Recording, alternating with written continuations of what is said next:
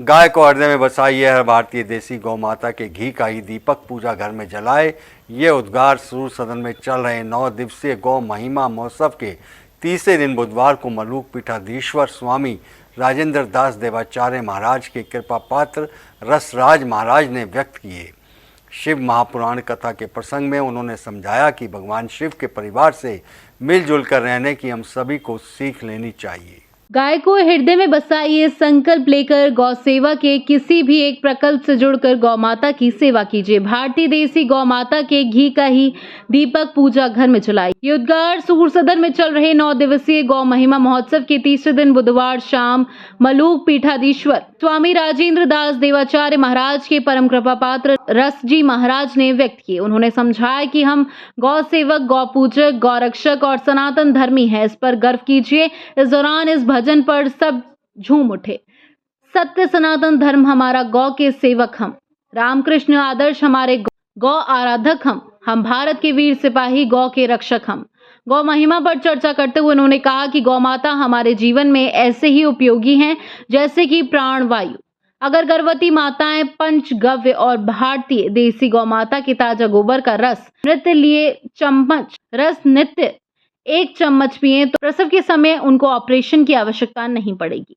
शिव महापुराण कथा के प्रसंग में उन्होंने समझाया कि हमको भगवान शिव के परिवार से मिलजुल कर रहने की सीख लेनी चाहिए। गोपेश कृष्णदास, पार्षद मुरारी लाल गोयल, पेंट वाले, पूर्व पार्षद कुंदनिका शर्मा, ऋषि उपाध्याय आदि प्रमुख रूप से आरती में शामिल रहे। बड़ा सुखद अनुभव है। आज तृतीय दिवस के शुभ अवसर पर पूज्य स्वामी पूज्य महाराज जी श्री रसराज दास जी महाराज जी के मुखारबिंद से शिव महापुराण कथा में भक्तगण हर हर महादेव, जय जय श्री राधे करते हुए बड़े प्रसन्नचित्त हैं। पूरा सूर सदन सभागार ऐसी करतल ध्वनि से भक्तों के चेहरों पर मुस्कुराहट ला रहा है। महाराज जी का एक संदेश भी है कि हर व्यक्ति, हर परिवार, एक गाय का संरक्षण करे, गौ माता का दर्शन प्रतिदिन करे, गौ माता की सेवा करे, गौ माता की पूजन करे।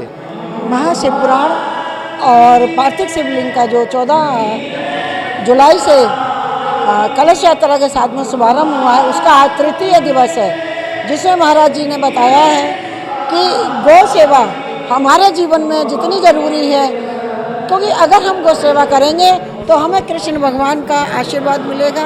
क्योंकि गौ माता भगवान को प्रिय थी।